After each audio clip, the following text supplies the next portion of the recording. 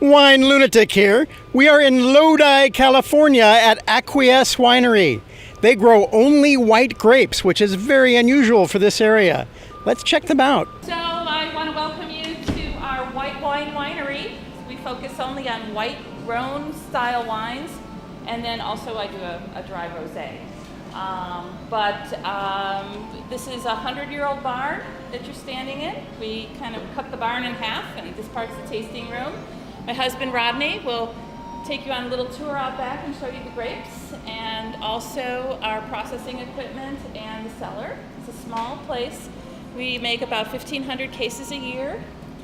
We sell out every year, usually by November. So we have some sold out wines that we've pulled aside just because we knew you were coming. So let you try them. And we do a couple little food pairings too with some of the wines. When we moved here, it was 12 acres of Zinfandel.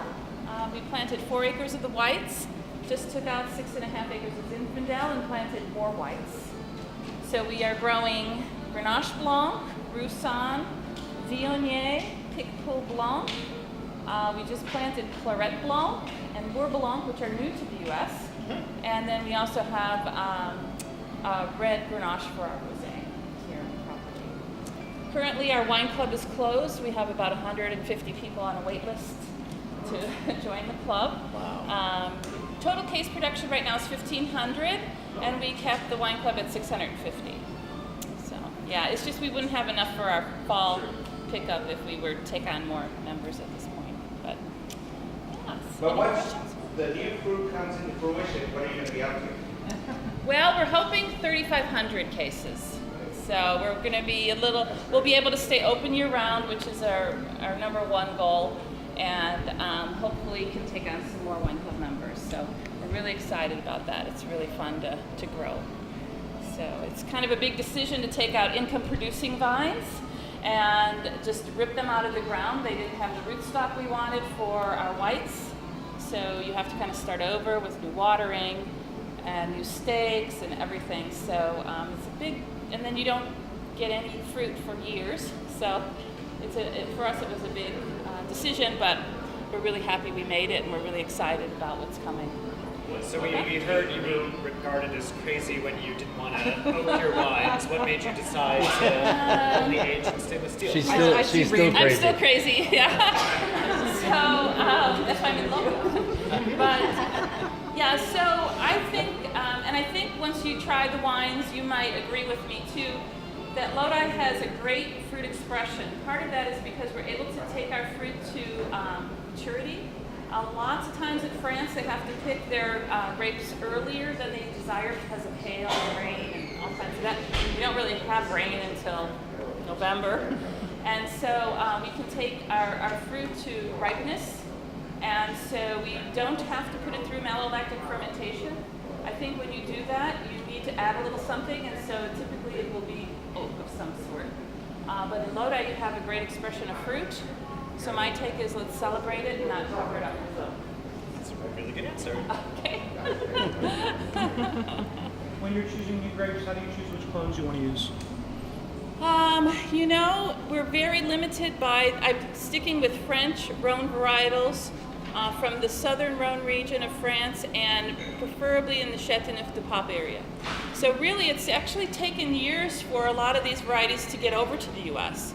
So just like with Bourg Blanc, I was on a 4-year wait list just to get an acre worth of vines, because Topless Creek and Paso Robles, because they're owned by Chateau Beaucastel, brought over the clones, but it takes sometimes 5-6 years before they're actually propagated. So they want to make sure there's no pests or diseases that will wipe out all of California grapes, which we're grateful for, but it's kind of feels like a really long time. You only get 1 shot a year at making wine. So, it just feels like a long time. I always tell people it's not like making a cake. If you don't make it right one day, you can just try again the next day. But with winemaking, it's not that way. And then, we look to how many years do we have. If we have 20 harvests left in our life, we'll be really grateful. And so you try to do the very best you can. Each one is very meaningful if you look at it as a year of your life. And So we really are focused on that. Just to give you a quick general background, if you look at the barn now, the tall section there is the oldest section. It's about 115 years old now. You can see it's got a significant sag in the peak of the roof. And when I take you inside, if I forget, remind me, there is an old, what they call a come along. It's a big length of chain with a ratchet, and it's actually holding the building this way. So I mean, we've since shorted it up, but they held it together by just a piece of chain up, so it didn't fall apart. I think what we'll do, we'll go right to the Viognier if you like. You can taste it. I want to show you a little bit about how we create a canopy. We have a north side and a south side. You can taste them, and then when you're tasting the wine, you maybe make a comparison.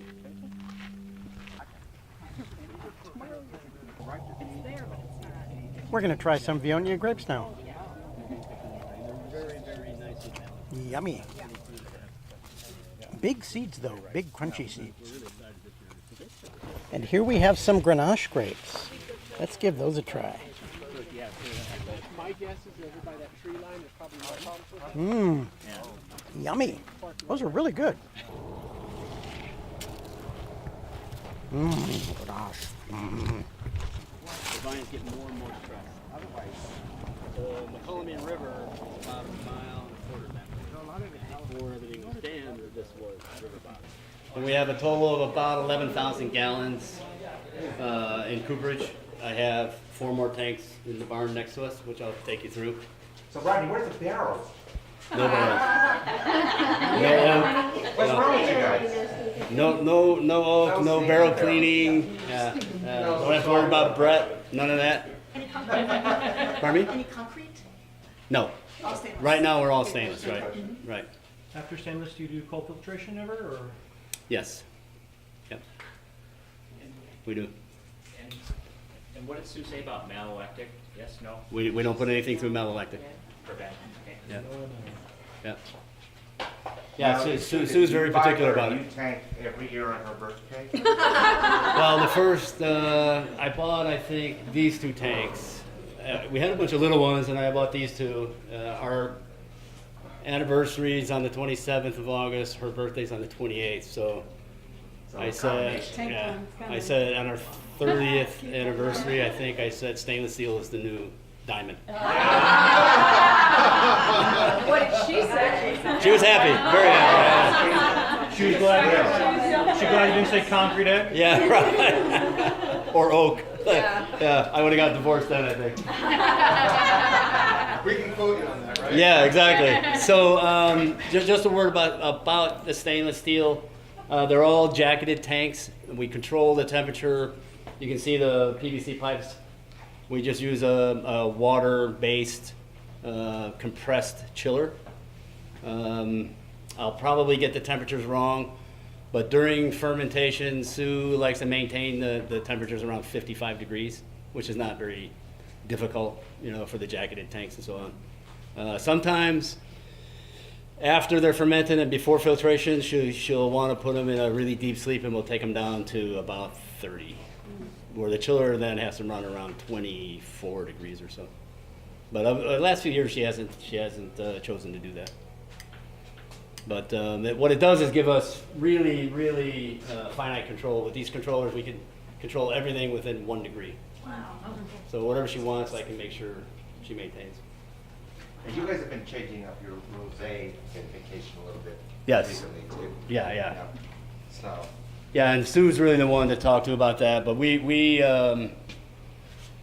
it's not Saignée method. Obviously, we don't do any bleed off. We grow it for rosé, but we take a portion of it and we let it macerate and ferment on its own, right? And the other we press off, and then we put it back together.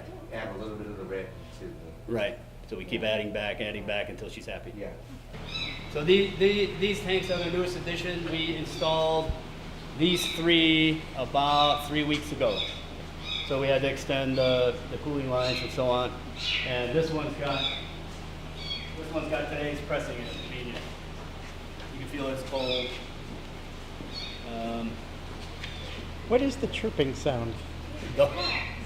So someone this morning decided they had little kittens they didn't want anymore, and they left them in the vineyard. So, Oh my God. They're not big consumers of wine. They don't read blogs. They're really oh my God. They've hijacked the tour. You realize you just increased the views of my video like tenfold. Look at the little kittens. If every wine article had a kitten in it, it would go ballistic. Yes. Why everyone's taking video right now. Look at that. 30 seconds of cute cat.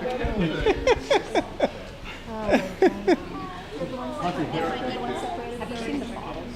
yeah, he figured out how to climb on their backs and get out. Hi there. Say hello. Say hello. Say hello. It's the Wine Lunatic. Hi. Maybe we should put her in the other bucket. No, he said that this one figured out how to get on their backs and get out. This is the precocious one. Oh, let's see if I can Yeah. pick one of these guys up. They may be tailless. They may be little manxes. Look at that. Here's a little kitten. Little kitten in the winery. Yeah. Say hi to the camera. Woo. Hi, little kitty. Yeah. I'm already laughing. All right, I'll sit you back down. Woo.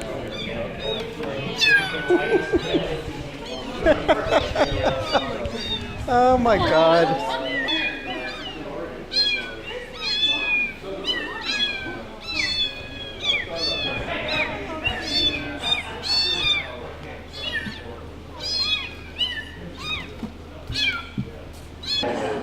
Let's get drinking then.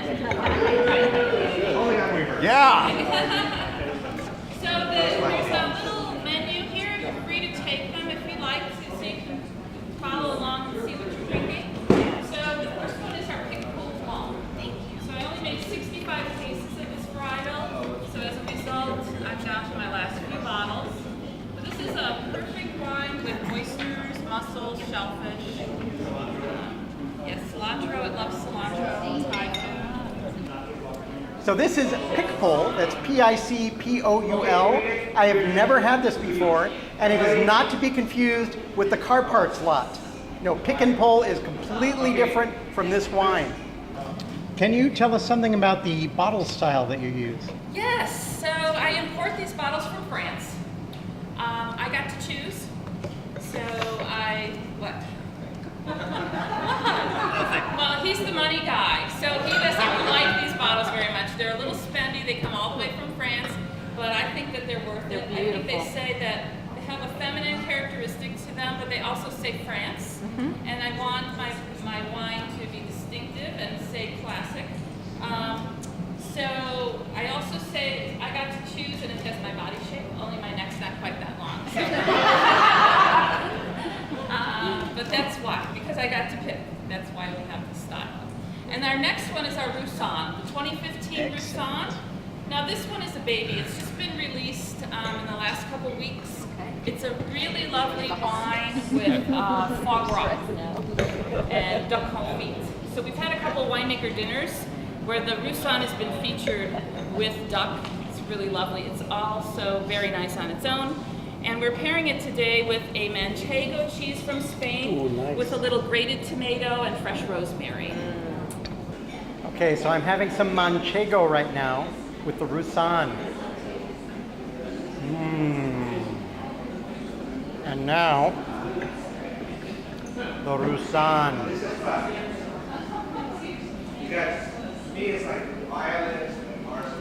Fabulous. Fabulous.